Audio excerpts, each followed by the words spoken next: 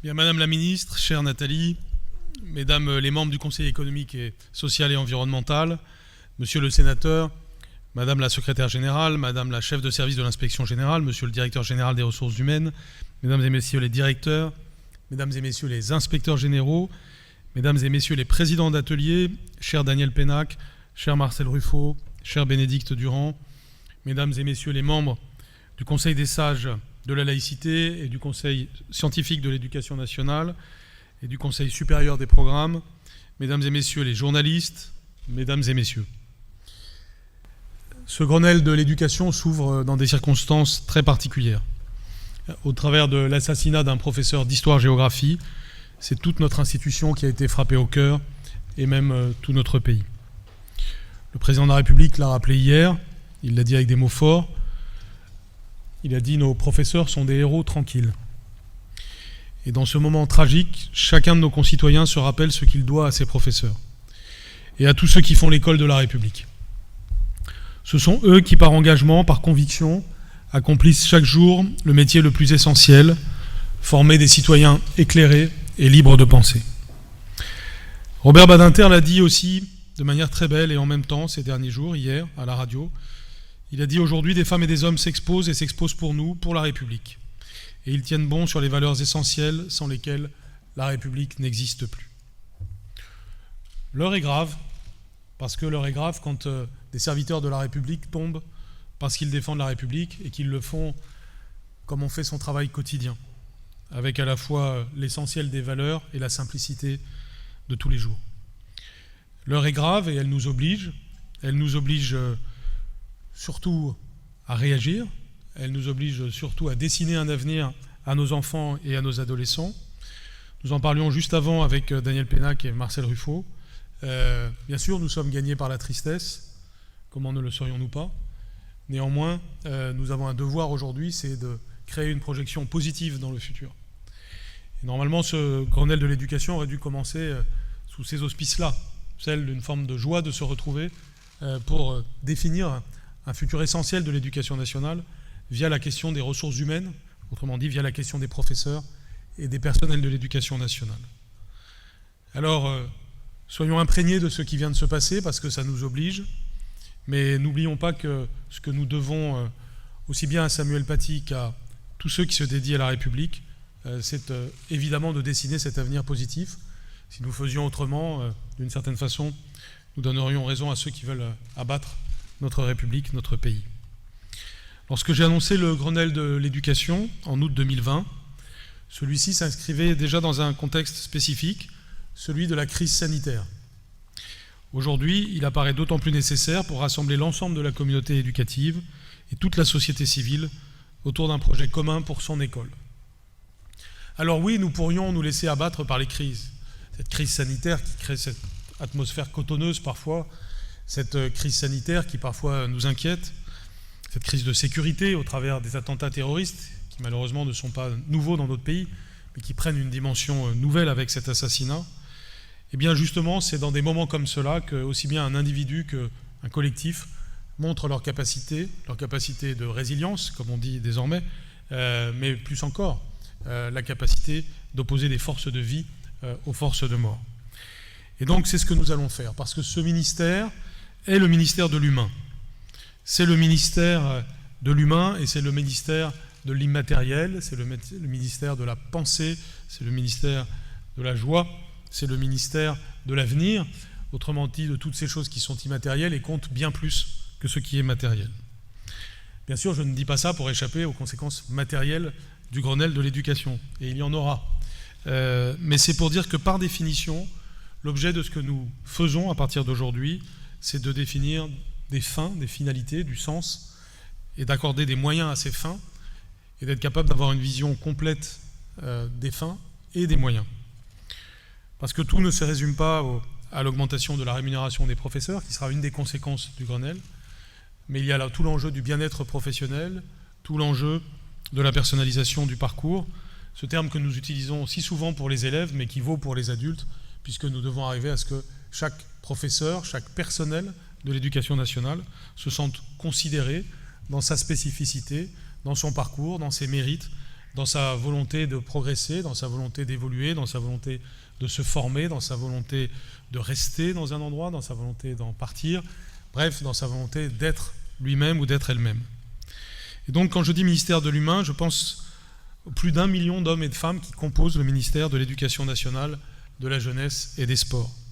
Cela signifie qu'on ne doit jamais avoir une vision technique des métiers, mais d'abord une vision humaine, et que tous les enjeux techniques sont ensuite accordés à cette vision humaine. C'est pourquoi un système public de l'éducation qui fait réussir ses élèves passe par une attention absolue au personnel, à leur bien-être, au respect des élèves et des familles, au soutien de l'institution. Soyons fiers de cette maison que nous avons en commun. C'est le bijou de la République, c'est le trésor de la République. Soyons fiers comme nous avons pu l'être pendant la crise sanitaire et comme nous le sommes encore. Nous sommes un service public national de l'éducation. Et ce mot n'est pas vide de sens. C'est parce que nous sommes un service public national de l'éducation que pendant le confinement, on a pu joindre beaucoup plus de familles que ça n'a été le cas dans bien d'autres pays. C'est parce que nous sommes un service public national de l'éducation qu'il y a eu du volontarisme dans le confinement, dans le déconfinement, dans l'organisation de la rentrée scolaire, et que dès le début du mois de septembre, nous avons retrouvé pratiquement tous nos professeurs et tous nos élèves. Tous les pays ne peuvent pas en dire autant. Alors réjouissons-nous de ce que nous sommes et de ce que nous avons, et voyons comment nous pouvons l'améliorer. Nous allons l'améliorer au travers des 3 piliers du Grenelle. La question est donc d'abord, pour composer ces piliers, de remettre l'humain au centre, et ainsi de voir l'objet du Grenelle de l'éducation, en valorisant et accompagnant les équipes éducatives et en améliorant la qualité du service public de l'éducation. En améliorant la condition des personnels, nous améliorerons ipso facto le bien-être des élèves. Nous avons 3 mots-clés qui structurent les ateliers que nous allons présenter aujourd'hui et dont certains présidents et secrétaires généraux de ces ateliers sont présents. D'abord, le mot-clé de reconnaissance. Il s'agit de reconnaître les professeurs et, ce faisant, d'attirer, de valoriser aussi et de conserver les talents. C'est un enjeu d'ailleurs pour tous les pays du monde que de réussir à attirer les talents dans la fonction professorale, et la France est bien organisée pour cela. Mais il faut aujourd'hui une revalorisation financière.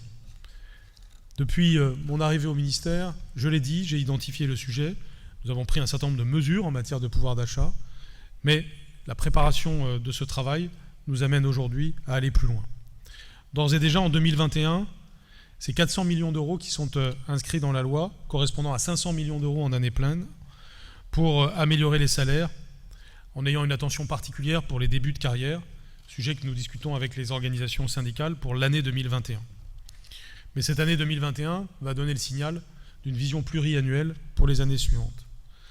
Et pour cela, nous aurons non seulement une revalorisation financière durable, où chaque revalorisation financière de chaque année s'ajoute à celle des années précédentes, d'une manière donc cumulative, mais aussi une meilleure prise en compte des spécificités des conditions de travail.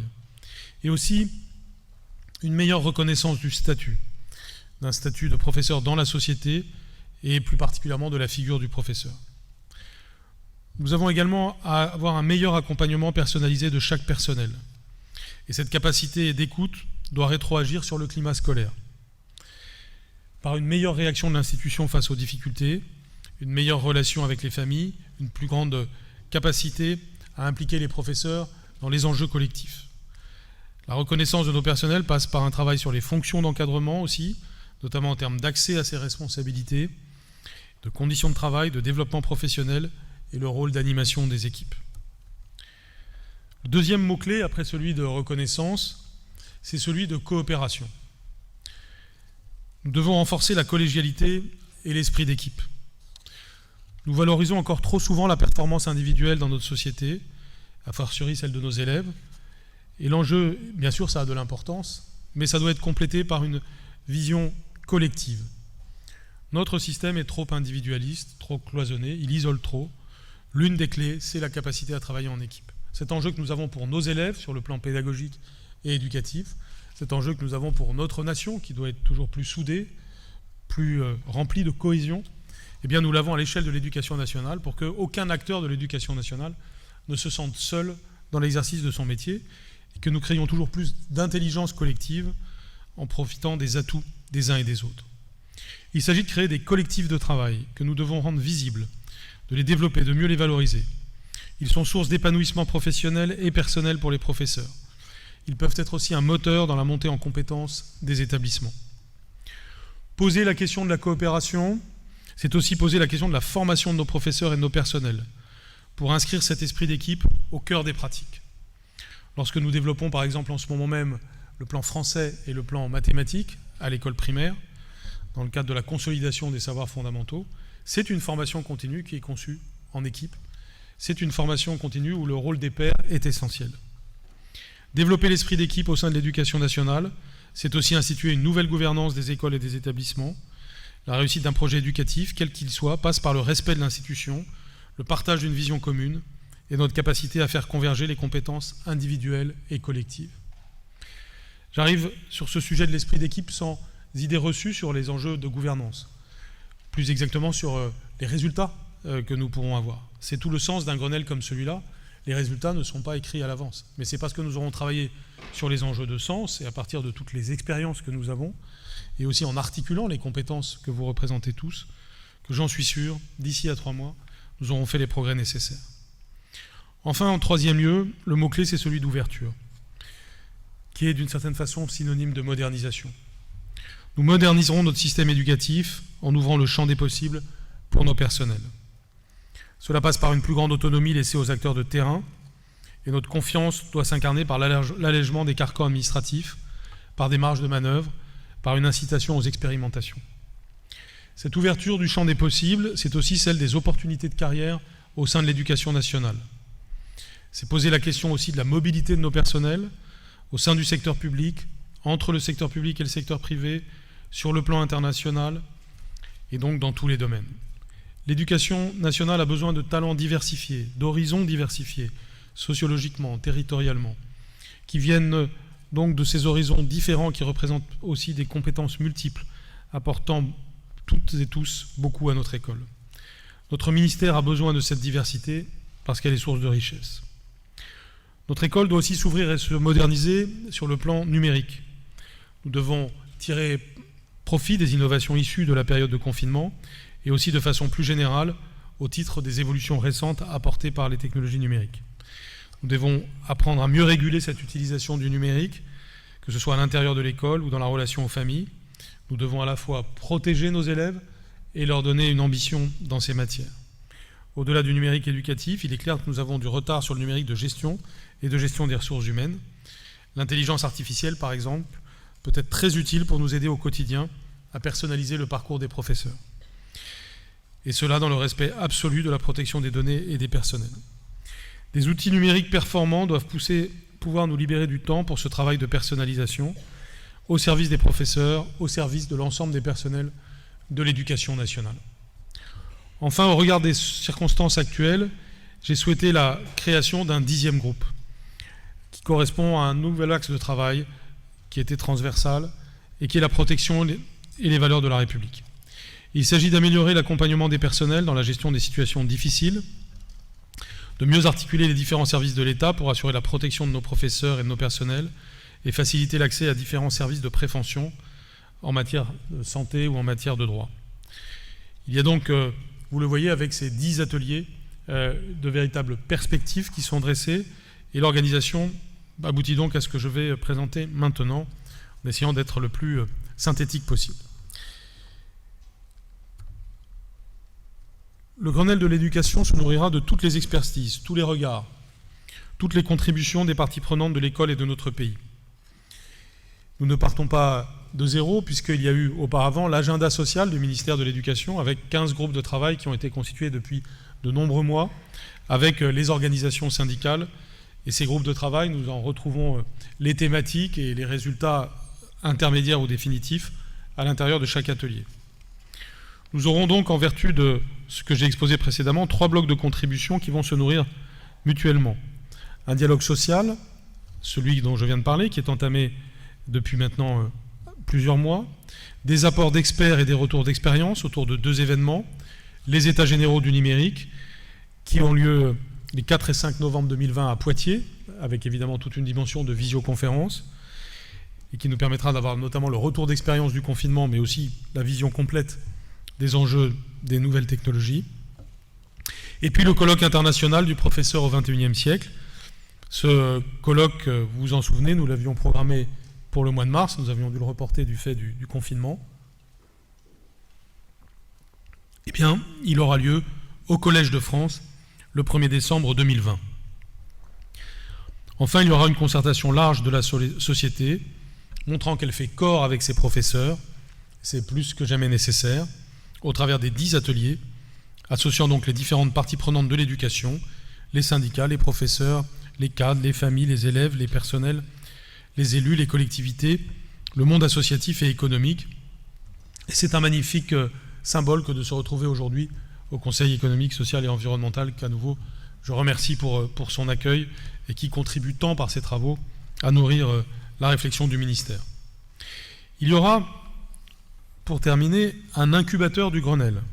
Les 10 ateliers seront dans cet incubateur parce que nous voulons que ce soit un espace d'échange et de construction concrète.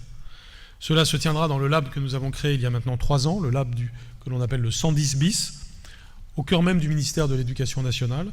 Ce lieu qui est un lieu d'échange, un lieu de technologie aussi, et qui permettra que ce Grenelle soit une véritable ruche au quotidien pendant les 3 mois. Les ateliers seront animés par un président issu de la société civile, typiquement les 3 que nous avons devant nous aujourd'hui, Bénédicte Durand, Daniel Pénac, Marcel Ruffo, et d'autres que vous avez dans le dossier. Ces ateliers donc seront animés par un président ou une présidente, mais aussi un ou une secrétaire générale, qui sont des inspecteurs généraux, des inspectrices générales, qui apporteront évidemment tout leur appui aux différents présidents. Ces groupes sont structurés autour des piliers que j'ai annoncés: revalorisation, coopération, ouverture. S'agissant de l'axe reconnaissance, le premier atelier est axé sur la revalorisation. Il s'agit de mieux saisir les enjeux liés à la rémunération des personnels de l'Éducation nationale et les évolutions possibles. Immédiatement se pose le défi du deuxième atelier qui porte sur le développement de l'écoute et de la gestion en proximité des ressources humaines.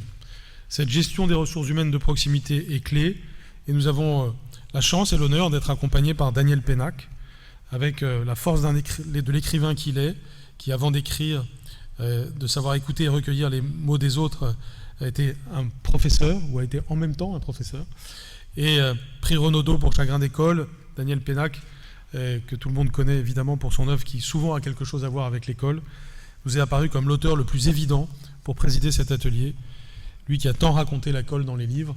Merci du fond du cœur d'avoir accepté cette responsabilité. Le troisième atelier porte sur l'encadrement. Nous avons choisi de nous entourer d'un de nos grands directeurs de centres de formation dans le domaine sportif, encore une vertu du rapprochement de l'Éducation nationale, de la jeunesse et des sports, ancien joueur en équipe de France de rugby et donc encadrant sportif, Pascal Papé. Le quatrième atelier, correspondant donc au deuxième axe, s'intitule « Les collectifs pédagogiques ». Cela correspond aux enjeux que j'ai mentionnés tout à l'heure sur l'esprit d'équipe. Et je remercie infiniment là aussi Marcel Ruffo d'en avoir accepté la présidence, pédopsychiatre parmi les plus connus de France. Nous l'avons sollicité pour son expertise sur tous les sujets qui touchent à l'enfance, mais de façon générale aussi pour sa réflexion sur le travail collectif dans tous les milieux. Le cinquième atelier porte sur la formation. C'est un sujet clé, la formation initiale et continue. Nous avons sollicité, là aussi il a accepté, et je le remercie aussi, Boris Cyrulnik. On ne présente pas non plus Boris Cyrulnik, neuropsychiatre. Il a consacré sa carrière à réfléchir à l'humain, aux expériences que nous vivons et aux connaissances que nous en retirons. Le sixième atelier s'intitule « Gouvernance des écoles et des établissements ». Bénédicte Durand, qui est directrice de la formation à Sciences Po, est spécialiste de l'école et de l'enseignement supérieur. Elle est aussi inspectrice générale de l'Éducation nationale. Elle a évidemment toutes les caractéristiques pour avoir la réflexion aboutie sur un tel sujet. Enfin, le levier ouverture se traduit par 3 ateliers: déconcentration et autonomie. La présidence en sera assurée par François Tadei. Nous le savons, il travaille depuis de longues années sur la question de la culture du questionnement dans l'éducation et pour l'innovation à l'école. Il a fait de nombreux travaux au travers de son laboratoire et au travers de toutes ses initiatives sur les enjeux de modernisation de l'école. Le 8e atelier porte sur les mobilités. Le président en sera le directeur de l'ENA, Patrick Gérard, spécialiste de l'administration publique par définition, mais aussi ancien recteur d'académie, conseiller dans des cabinets ministériels et également expert de notre ministère. Le 9e atelier portera sur le numérique.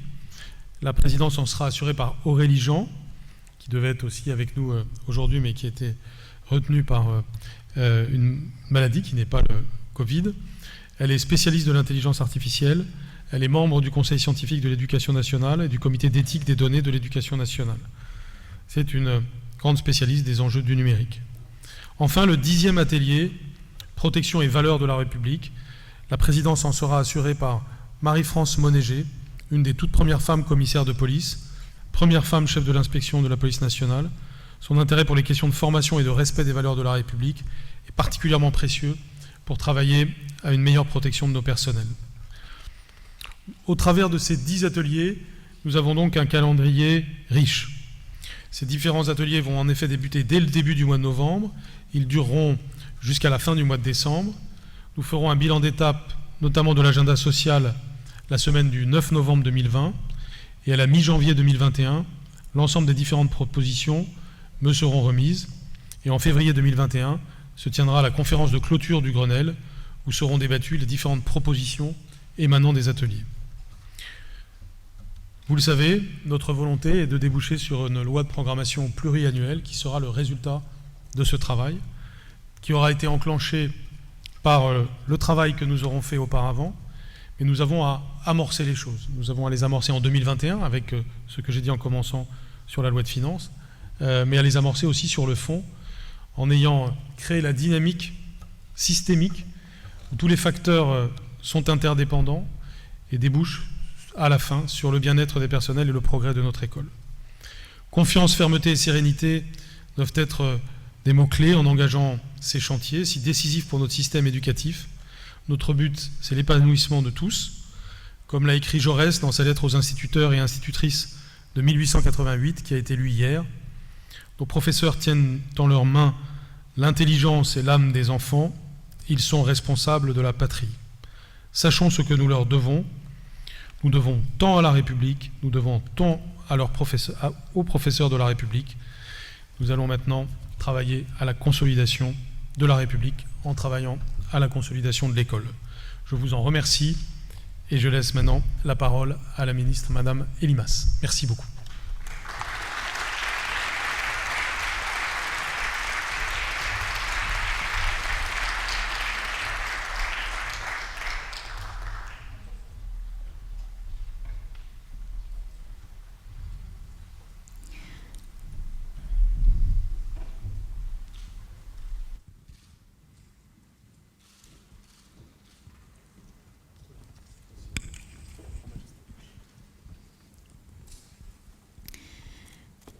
Monsieur le ministre, cher Jean-Michel, Mesdames et Messieurs les membres du CESE, Monsieur le sénateur, Madame la secrétaire générale, Madame la chef de service de l'inspection générale, Monsieur le directeur général des ressources humaines, Mesdames et Messieurs les directeurs, Mesdames et Messieurs les inspecteurs généraux, Mesdames et Messieurs les présidents d'ateliers, cher Daniel Pénac, cher Marcel Ruffo, cher Bénédicte Durand, Mesdames et Messieurs les membres du Conseil des sages et du Conseil scientifique, de l'Éducation nationale et du Conseil supérieur des programmes, Mesdames et Messieurs les journalistes, Mesdames et Messieurs, pardonnez-moi, je vous tourne un peu le dos.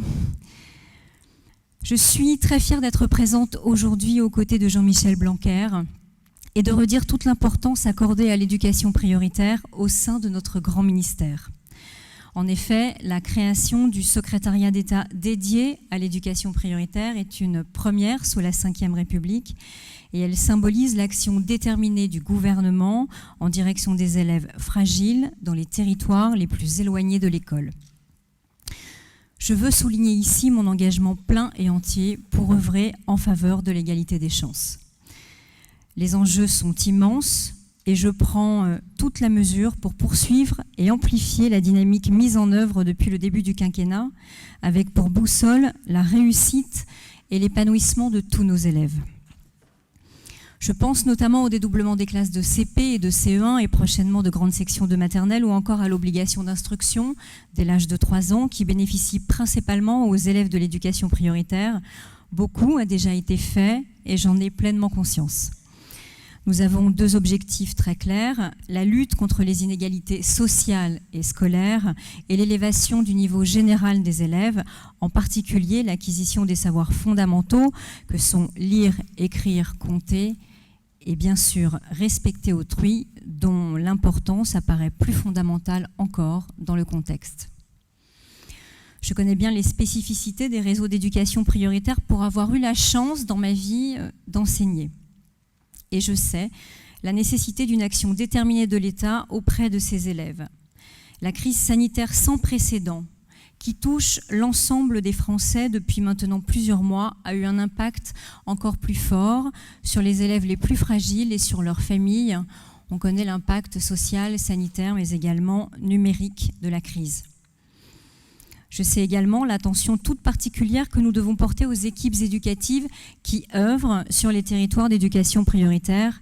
Notre ligne de conduite est d'agir avec exigence, d'accompagner et de protéger celles et ceux qui ont fait ou qui feront le choix d'enseigner afin qu'ils puissent réaliser leur mission en toute sérénité, sans jamais renoncer, ni s'auto-censurer. Le contexte nous a d'ailleurs douloureusement rappelé cette nécessité. Si des mesures spécifiques sont déjà prévues pour ces personnels, qu'il s'agisse de l'indemnitaire ou encore de la valorisation de leur carrière, il faut que nous soyons ambitieux pour renforcer l'attractivité des établissements situés en éducation prioritaire, y attirer des talents et les conserver, car c'est dans ces lieux aussi que se joue l'avenir de la France. Et c'est aussi plus globalement marquer la reconnaissance et la protection de l'État envers les professeurs et tous les personnels qui exercent en réseau d'éducation prioritaire.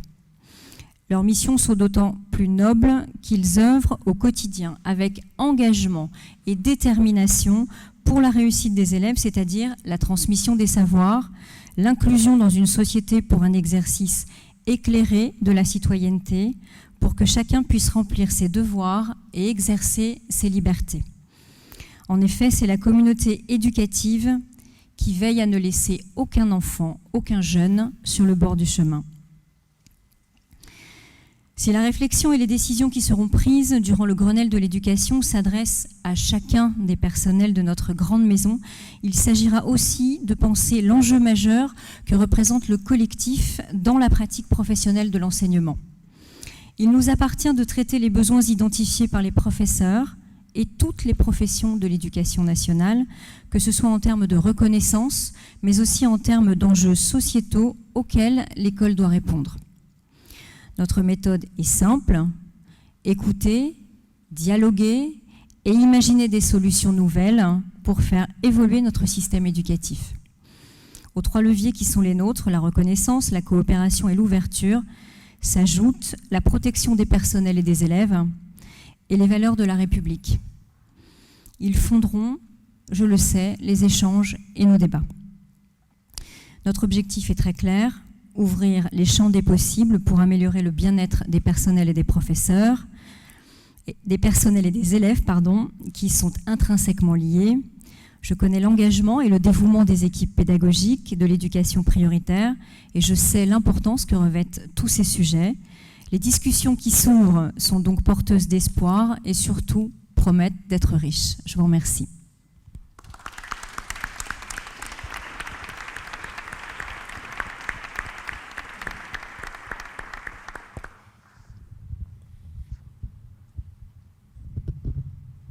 Monsieur Pénac, merci Madame la Secrétaire d'État pour ces propos qui vraiment lancent ce Grenelle. Et nous avons aussi à remercier les présidents de ces ateliers de faire corps justement autour de nos professeurs et de nos personnels et de la parole à certains d'entre eux qui sont présents aujourd'hui. Monsieur Pénac qui est venu expressément nous rejoindre. Merci. Monsieur le ministre, mesdames, messieurs, lorsque vous m'avez proposé de de venir parmi vous. J'étais à Marseille, c'est une conversation téléphonique. Mon premier réflexe a bien entendu été de refuser, au nom de mon incompétence. Et puis, une raison locale m'a fait accepter. Il existe à Marseille un des quartiers les plus pauvres de France, si ce n'est le plus pauvre de France, qui est la Belle de Mai.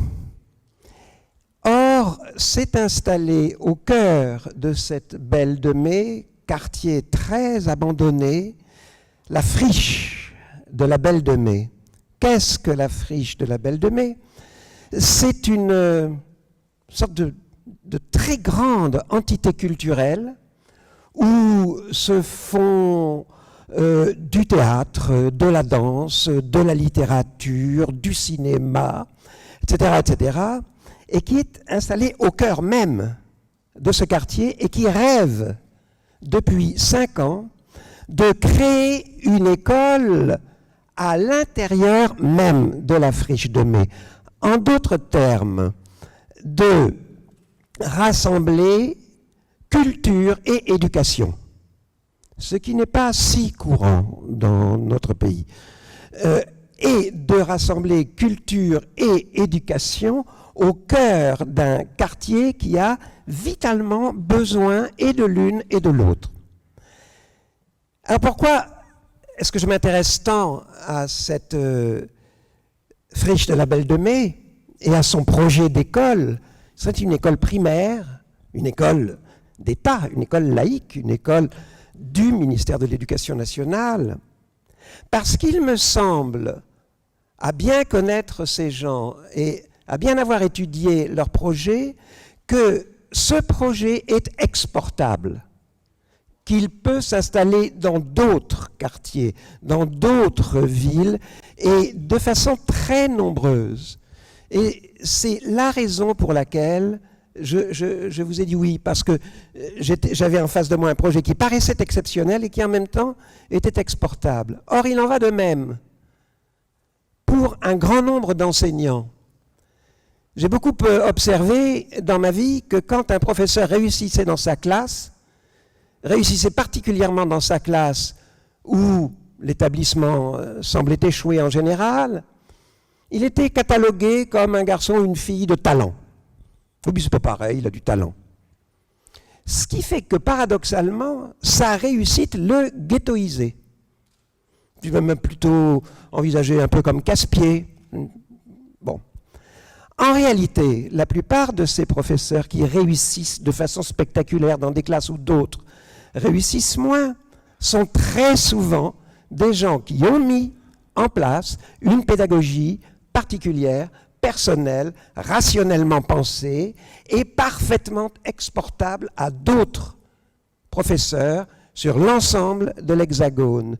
Et la deuxième raison pour laquelle donc je vous ai dit oui, c'est, après tout, si je pouvais lancer l'idée, mais peut-être elle existe-t-elle déjà, puisque je vous ai parlé de mon incompétence, c'est que je suis évidemment un tas de choses dont je ne suis pas au courant. Mais ce que j'aimerais voir exister, si ça n'existe pas, c'est à l'intérieur du ministère de l'Éducation nationale, une cellule de recherche extrêmement sérieuse et extrêmement active de l'ensemble de ces talents qu'on prétend particuliers, mais dont les modes de fonctionnement sont en réalité exportables à un grand nombre de leurs collègues. Voilà la raison pour laquelle je vous ai dit oui. Je vous remercie.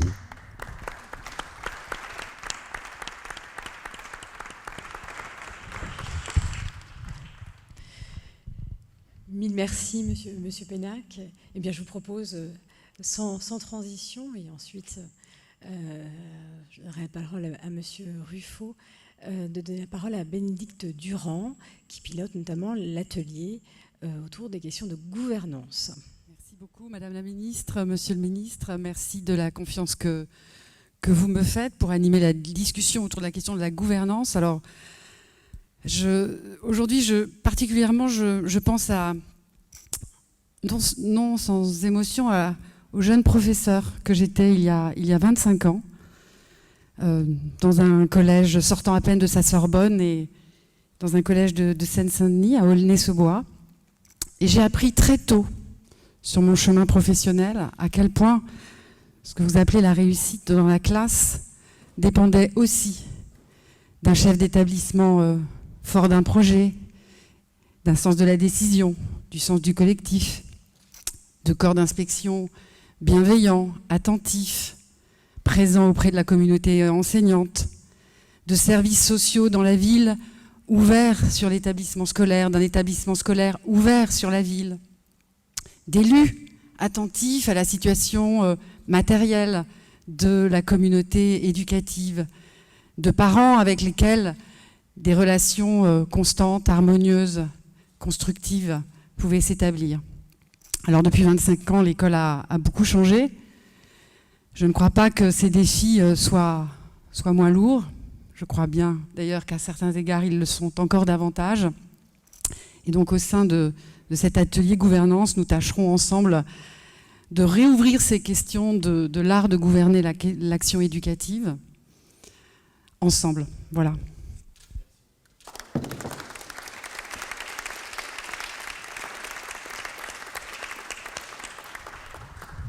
Docteur Marcel Ruffo.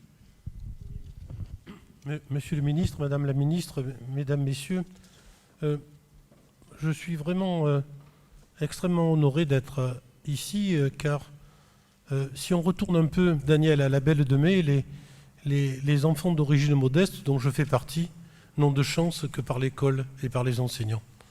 Et justement, sur la Belle de Mai, une anecdote intéressante, c'est le quartier où arrivent les migrants. Il a été peuplé par Montand, par exemple, Yves Montand, Monti, par les Italiens, évidemment, qui étaient une population migrante. Ce sont mes grands-parents majoritaires, comme jamais aucune émigration n'a été visible à Marseille. Maintenant, c'est vraiment la capitale des Comores. Il y a plus de Comoriens à la Belle de Mai qu'aux Comores elles-mêmes. Et donc, la friche de la Belle de Mai est aussi symbolique de l'argot marseillais, puisque quand un Marseillais dit, pour dire que comme tu étais loin, tu étais à Marseille, et quand le ministre t'a appelé, on dit « je suis à Dace ». Dace, c'était Dace, un Italien qui avait déménagé pour aller à Andoum, et ses copains auxquels il manquait allaient de la Belle de Mai à Andoum, et donc allaient à Dace. Et voilà l'expression marseillaise typique. Mais je reviens au Grenelle de l'enseignement, auquel je suis vraiment extrêmement fier de participer. Pourquoi ? Parce que lors du beau discours du président de la République hier soir à la Sorbonne, en dehors de l'émotion de ce meurtre barbare qui a coûté la vie à ce remarquable enseignant, on a tous circulé dans nos têtes avec les enseignants qui nous ont accompagnés. C'est-à-dire, on revoyait les enseignants de notre vie, quoi. Si par exemple, je vous pose la question d'imaginer tous vos enseignants du primaire, immédiatement, toutes les figures des enseignantes majoritaires, et peut-être par chance un enseignant, apparaissent dans vos esprits.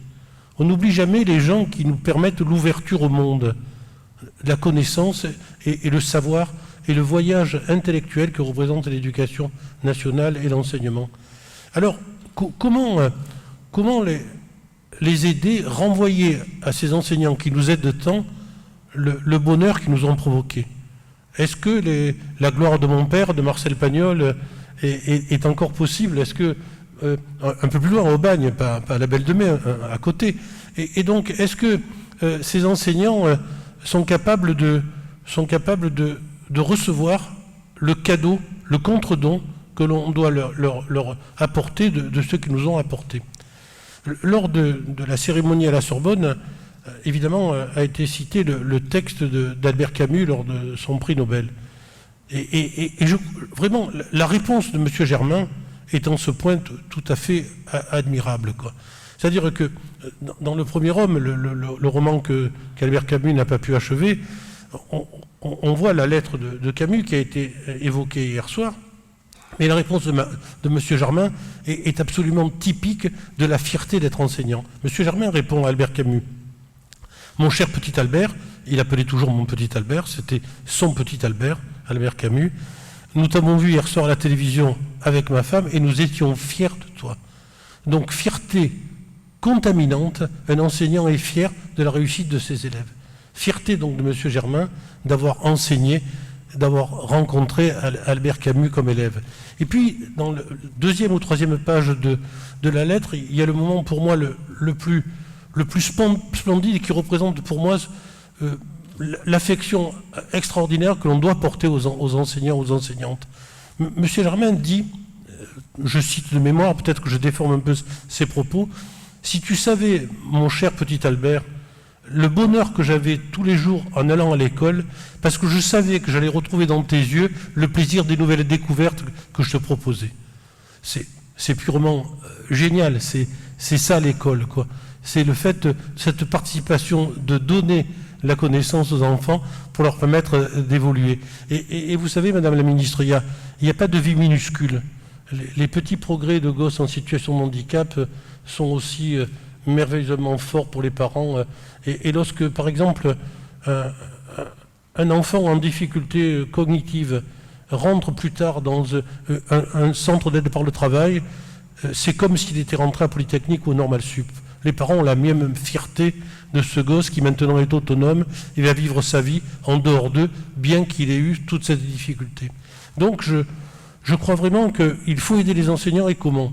Je crois que, par exemple, pour mon corps professionnel, les praticiens et les professeurs d'université, on doit à l'éducation nationale au moins aller 5 exposés par an au sein des écoles, des collèges, des écoles primaires, les profs payés par l'éducation nationale, les profs de médecine, allez, 5 plus pour ceux qui ont de la volonté, de comme ça communiquer et par exemple favoriser les politiques d'inclusion. Une généticienne va parler de génétique, avec les maladies génétiques. Comme ça, les enseignants apprendront. Apprendre aux enseignants, c'est les rendre plus forts pour qu'ils apprennent, quoi.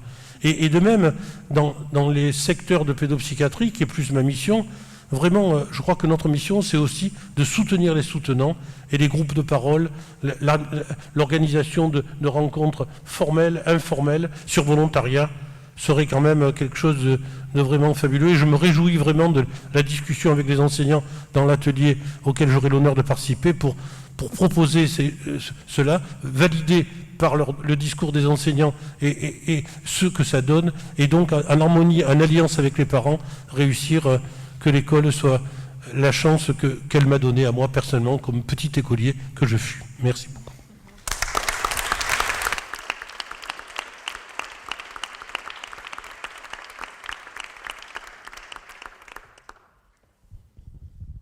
Un grand merci. On va laisser le temps justement des questions des journalistes.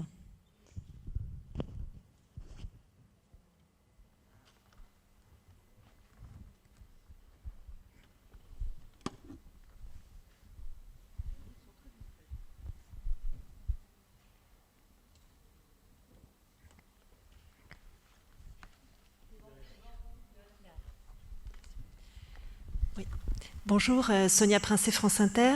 Qu'est-ce qu'il pourrait y avoir dans cette 10e atelier concernant protection et valeurs de la République?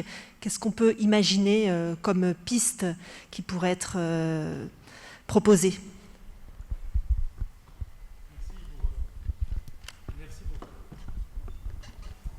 Merci pour cette question qui est évidemment importante, et comme pour chaque atelier, bien entendu, les choses ne sont pas prédéterminées, mais vous avez utilisé le mot piste, donc ça permet quand même d'avancer quelques idées, mais qui à ce stade finalement n'engagent que moi.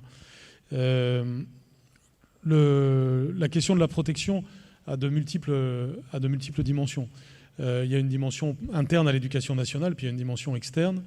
S'agissant de la dimension externe, c'est le renforcement évidemment des partenariats avec la police et la justice. Par exemple, nos plans de sécurisation des écoles et des établissements vont être encore renforcés à partir du retour des vacances actuelles.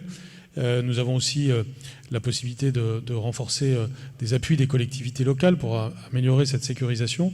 Ça fait partie de sujets pour lesquels on ne part pas de zéro et sur lesquels on a déjà un savoir-faire, mais ce sera l'occasion d'en discuter. Il y a de nouvelles dimensions de protection individuelle qui sont peut-être à envisager. On écoutera beaucoup les uns et les autres, les organisations syndicales aussi, bien sûr, qui font des propositions actuellement. Et puis, il y a toute une dimension interne qui nous renvoie d'ailleurs aux enjeux de travail d'équipe, de cohésion, de formation aussi, qu'il y aura à traiter. mais c'est évidemment beaucoup trop tôt pour être précis. Et puis, sur cet atelier comme sur tous les autres, un point que je veux souligner, c'est la dimension de comparaison internationale. On doit vraiment regarder les bonnes pratiques dans les différentes parties du monde, de même que les bonnes pratiques dans certaines parties du territoire, à l'image de ce que Daniel Pénac nous a dit sur la Belle de Mai. La contagion positive des bonnes pratiques, que ce soit venu de France ou venu d'ailleurs, doit être un guide sur un sujet comme celui-là, avec des pays qui parfois réussissent bien des choses. Par exemple, vous voyez notre politique de lutte contre le harcèlement, qui est une politique de lutte contre le harcèlement des élèves aujourd'hui, qui demain peut être aussi une politique de lutte contre le harcèlement des professeurs, est très inspirée de bonnes pratiques scandinaves. Aujourd'hui, elle produit de premiers effets dont on est plutôt content. Je donnerai un exemple de protection interne renforcée. À l'éducation nationale, il y a quelque chose qu'on connaît bien, qui est l'autonome de solidarité.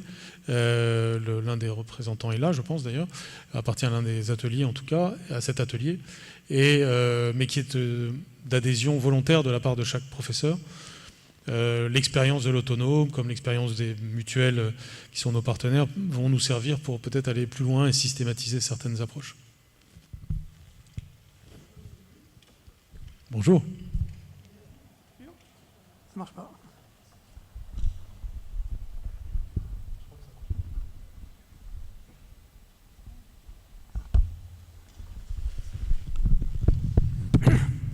Bonjour, Monsieur le ministre, Hakim Kasmi, France Culture. Petite question, vous le disiez tout à l'heure, il n'y a pas que les salaires dans le Grenelle, il y a aussi le bien-être et la valorisation des enseignants. Comment cela va-t-il se traduire concrètement? Ça veut dire de meilleures formations, par exemple. Voilà, pouvez-vous nous donner un peu des exemples concrets?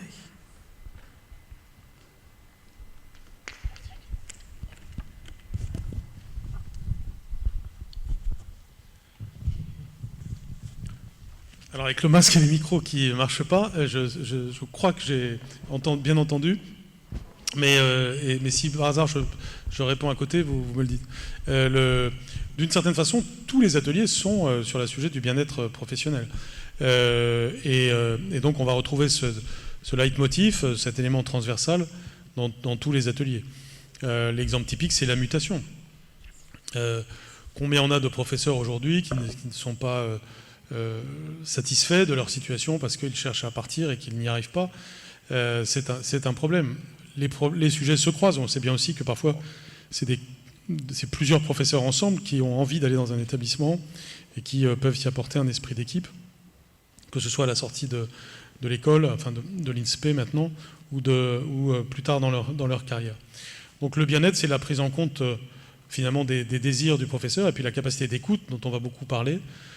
Là aussi, sur ce sujet, on part d'une expérience existante. Ça fait 2 ans qu'on a pratiqué des expérimentations de gestion des ressources humaines de proximité qui nous permettent d'avoir un retour d'expérience sur finalement les attentes les plus fréquentes des professeurs, comment les prendre en compte, comment faire évoluer nos règles du jeu pour que ce soit plus personnalisé. C'est évidemment plus facile à dire qu'à faire, mais quand nous réussirons sur ce point, nous aurons démontré qu'une maison de plus d'1 million de personnes peut réussir la personnalisation du parcours de ses membres. Bonjour, Virginie Riva, Europe 1. Je vais poser la question sur la revalorisation, parce que c'est la question attendue aussi. Vous avez parlé de financement, d'une revalorisation financière durable. Est-ce qu'il faut comprendre aujourd'hui qu'il y aura bien une loi de programmation tant attendue, celle dont on parlait au moment de la négociation compensation retraite? Si oui, les organisations syndicales disent qu'il faut enclencher une discussion très vite parce que le temps presse et le quinquennat va se terminer. Et question subsidiaire, je vois que le président de l'atelier revalorisation n'est pas encore confirmé. Est-ce un mauvais signe ou pas? C'est pas si mauvais signe que ça, parce que tant qu'il n'y a pas de président, je m'en occupe personnellement. Donc ça veut dire que ça va y avoir une approche directe. Simplement sur le cœur de votre question, c'est-à-dire l'ampleur et l'étalement de la revalorisation. La première chose à dire, c'est qu'un signal extrêmement concret est donné avec le projet de loi de finances 2021. Je l'ai présenté hier en commission éducation de l'Assemblée nationale. Il représente une augmentation je crois, inédite, ou en tout cas très rare, si on regarde en euros ce qu'il y a pu y avoir comme augmentation annuelle tout au long des 20 dernières années. On n'est pas loin de 2 milliards et on dépasse largement les 2 milliards d'augmentation si on prend en compte la jeunesse et les sports. C'est évidemment très important. À l'intérieur de ça, il y a les 400 millions d'euros de l'an prochain, équivalent à 500 millions d'euros d'année pleine, mais qui s'ajoutent aux augmentations plus systémiques. Le fameux glissement, enfin je ne veux pas être trop technique aujourd'hui, mais le fameux glissement vieillesse technicité et aussi des primes qui étaient programmées, par exemple la nouvelle prime REP+, qui est à noter au passage que pour les quelques 50 000 personnes qui travaillent en REP+, nous avons déjà augmenté beaucoup le pouvoir d'achat au cours du quinquennat, puisqu'on va arriver à 3 000 € annuels avec cette dernière tranche. Donc, alors même que nous partions avec un projet de loi de finances où l'augmentation était inférieure à 1 milliard d'euros, nous arrivons avec une augmentation qui va être de l'ordre de 2 milliards d'euros. C'est pour dire que l'ambition politique est forte, que le président de la République et le Premier ministre ont été volontaristes, ont bien voulu écouter mon approche, qui fait que nous avons de toute façon une dimension de rattrapage quand on se compare à d'autres pays de l'OCDE, mais aussi une dimension de modernisation au travers de cette ambition.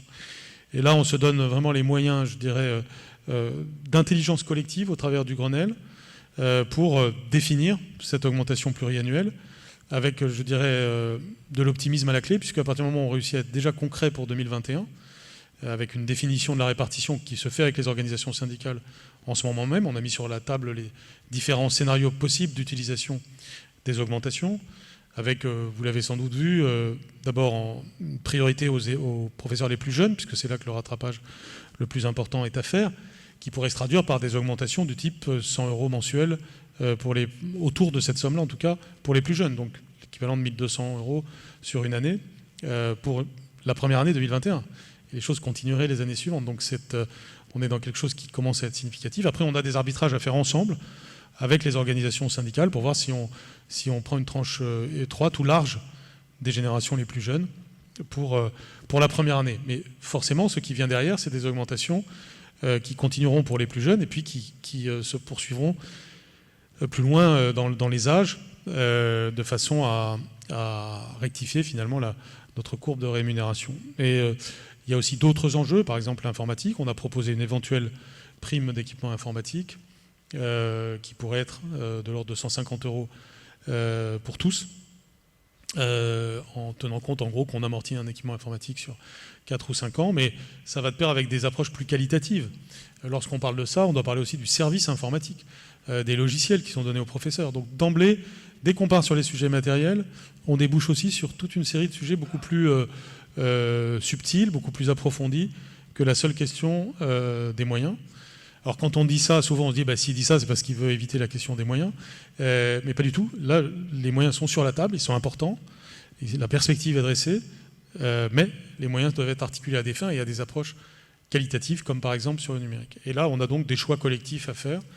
Mais encore une fois, le fait qu'on ait déjà programmé cette année 2021 très ambitieuse montre bien que quelque chose d'important est amorcé, que notre objectif est d'avoir défini ça, la suite, en 2021 au travers d'une loi de programmation. Bonjour Monsieur le Ministre, Éléonore Paillereau pour LCI TF1. Vous l'avez dit en ouverture de votre discours, ce Grenelle de l'éducation s'inscrit dans des circonstances extrêmement particulières, extrêmement lourdes avec l'attentat de Conflans-Sainte-Honorine. Comment allez-vous accompagner davantage le corps enseignant pour cette rentrée, le 2 novembre, dans cette journée très particulière, pour expliquer aux enfants, aux collégiens, aux lycéens ce qu'il s'est passé, une éventuelle minute de silence? Comment allez-vous les accompagner alors que leurs demandes sont immenses en ce moment? Bien, je vais vous répondre, mais d'ailleurs mes voisins ont le droit de s'exprimer aussi s'ils le souhaitent sur tel ou tel point. Même si votre question n'est pas à proprement parler sur le Grenelle, là aussi, la réponse que nous allons apporter va être collective. J'ai souligné à plusieurs reprises à quel point l'atmosphère avec les organisations syndicales samedi matin, quand nous les avons reçues avec le Premier ministre et puis ensuite les organisations représentatives des familles et des parents d'élèves, a été de convergence républicaine. Ça a été une unanimité pour dire que nous devions faire face, debout, avec des principes forts, fermes. Ce qui m'a été demandé par les uns et les autres, c'est un cadrage clair, net, précis, puissant pour le 2 novembre et pour les jours qui suivront. Je ne me déroberai pas face à cette demande parce que personne ne doit être laissé seul de nouveau et personne ne doit être laissé dans le flou. Mais ce cadrage clair, net et puissant, il va être élaboré en écoutant les uns les autres. C'est pour cette raison que j'ai demandé au Conseil des sages de la laïcité de siéger en permanence actuellement pour recevoir toutes les parties prenantes qui le souhaitent, recueillir les idées, les propositions et créer un cadre clair et si possible partagé par tous de ce qui se passera le 2 et les jours suivants. Il y aura évidemment une minute de silence, mais ce ne sera pas la seule chose. Nous encadrerons les choses. Il y aura des moments éducatifs, il y aura des moments aussi de discussion entre les équipes de professeurs. Il y aura des documents autour de cela. Il y aura aussi un appui aux professeurs. Les professeurs, le 2 novembre et les jours suivants, ne seront pas seuls. J'ai demandé à tous les élus de la République d'être disponibles pour venir dans les écoles, les collèges et les lycées auprès des professeurs, à différentes professions comme les journalistes, les écrivains, les avocats, les professions les plus emblématiques de la liberté d'expression, mais aussi d'autres professions du service public, d'être présents pour bien montrer la solidité, l'unité du monde adulte. Nous en avons besoin parce que nous savons bien que dans certains territoires, j'en ai des témoignages, il n'y a pas d'évidence toujours des principes de la République et nous avons à rappeler ces évidences et à montrer que la République est justement le cadre favorable pour l'ensemble de nos élèves. Ce qu'a dit parfaitement Marcel Ruffo à l'instant quand il a dit que pour une partie de nos élèves, c'est la chance de la vie et pour tous nos élèves, c'est la chance de la vie.